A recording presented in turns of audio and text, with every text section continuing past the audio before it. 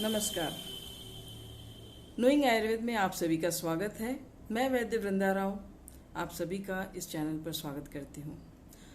आज जिस विषय को लेकर मैं आपके सामने प्रस्तुत हूँ वो है वर्षा ऋतु में कैसे करें अपना और अपनों का बचाव। देखिए, पूरे भारतवर्ष में वर्षा ऋतु प्रारंभ हो चुकी है।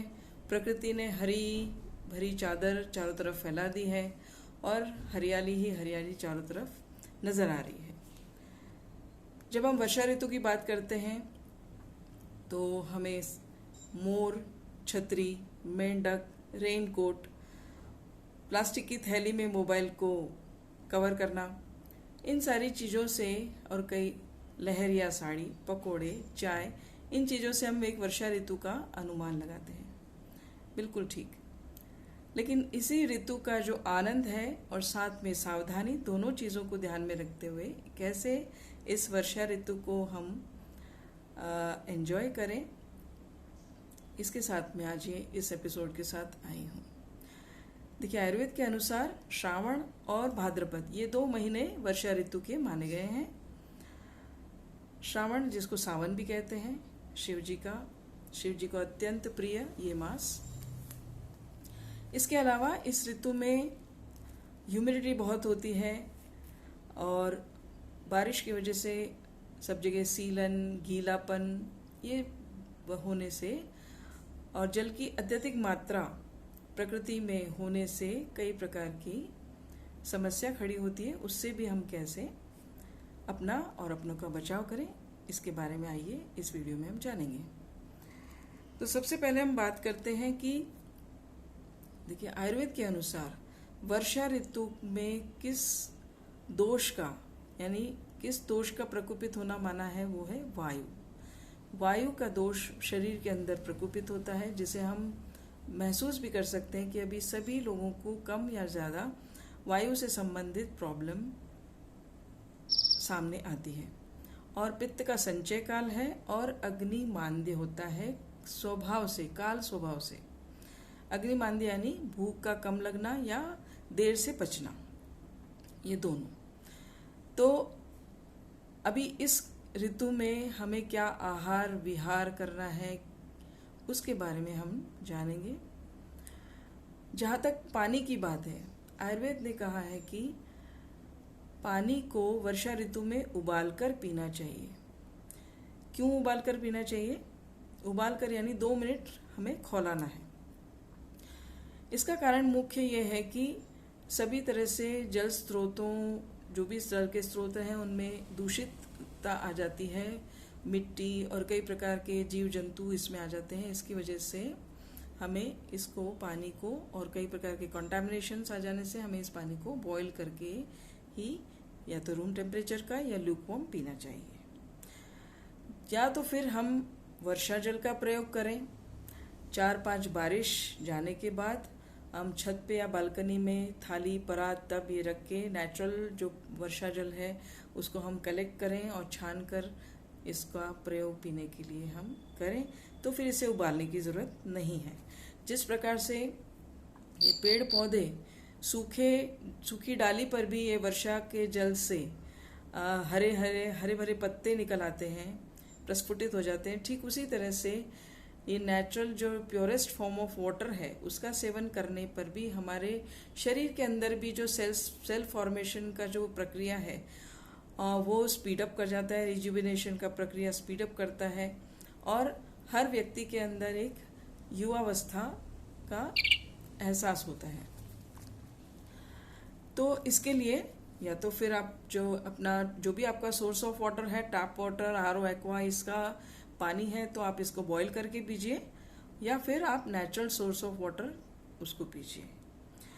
दूसरी बात, आहार की जहाँ तक हम बात करते हैं, आहार के लिए आयुर्वेद ने कहा है कि इस समय वर्षा ऋतु में ताज़ा भोजन करना चाहिए। उष्ण, स्निग्ध यानी घी, तेल प्रयोग किया हुआ हो, लगाया हुआ, उसका प्रयोग करना चाहिए। और लघु, ये गर्म भोजन करना चाहिए और हल्का हो, सुपाच्य पचने में। खासकर शाम के समय का भोजन जल्दी करना चाहिए। कम मात्रा में और हल्का सुपाच्य भोजन करना चाहिए। भारी और गरिष्ठ भोजन नहीं करना चाहिए। ये करने से हमें फिर पेट संबंधी समस्या खड़ी हो जाती है। तो इसके लिए, क्योंकि अग्निमांद्य है इस ऋतु में, इसलिए हमें हल्का सुपाच्य भोजन और स्निग्ध यानी रूखा भोजन, रूखी रोटी नहीं खाना चाहिए, थोड़ा घी लगा के खाना चाहिए। इसके बाद हम जो मसालों की बात करें तो वर्षा ऋतु में सबसे जो अच्छा मसाला है वो है अदरक या सौंठ, इसका प्रयोग करना चाहिए। इसके अलावा अजवाइन, हींग, काली मिर्च और लौंग, इन मसालों का प्रयोग हमें जो भी हम भोजन बनाते हैं उसमें इनका प्रयोग करना चाहिए।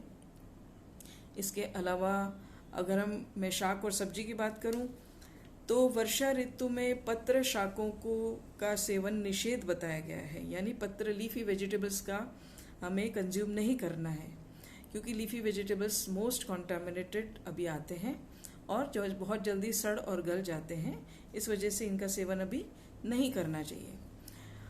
तो फिर अभी जो बाकी जो 12 मासी जैसे घिया है, तोरई है, टिंडा है, ये हल्की सुपाच्य सब्जियों का हम सेवन कर सकते हैं। लेकिन इसके अलावा जो हमें इस समय सेवन करने के लिए बोला है वो है स्प्राउट्स, यानी अंकुरित जो चीज़ें हैं, साबुत मूंग, मोठ, चौला, लोबिया, काले चने, छोले, राजमा, इन तरह की जो दालें हैं, साबुत दालें हैं, डाइकोट्स, इनका प्रयोग हमें भिगोकर अंकुरित कर, लेकिन थोड़ा सा इनको छोंक करके, रॉ सेवन नहीं करके, थोड़ा तेल में घी, हींग, जीरा, इसमें थोड़ा सा स्टीम करके और थोड़ा मसाला करके इसका नींबू वगैरह का फिर इसका सेवन करना चाहिए। और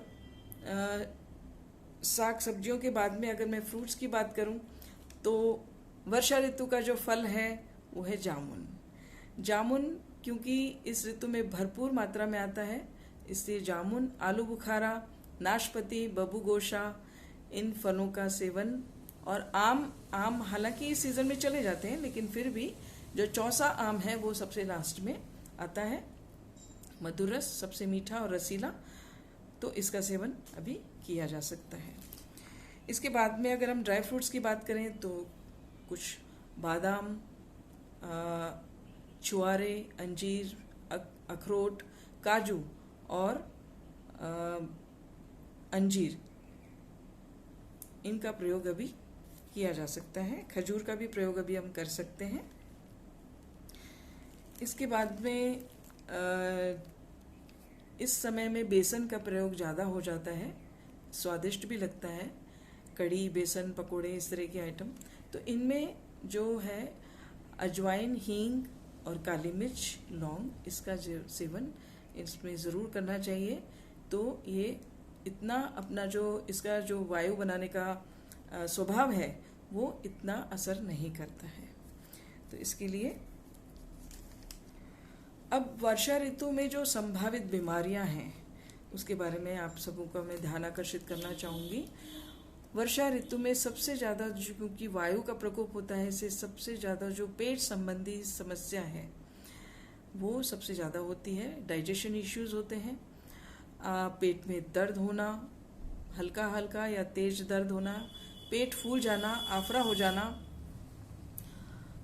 लूज मोशंस, दस्त लग जाना या कॉन्स्टिपेशन हो जाना, उल्टी होना, ये सारी चीज़ें इस समय सबसे ज़्यादा होती हैं।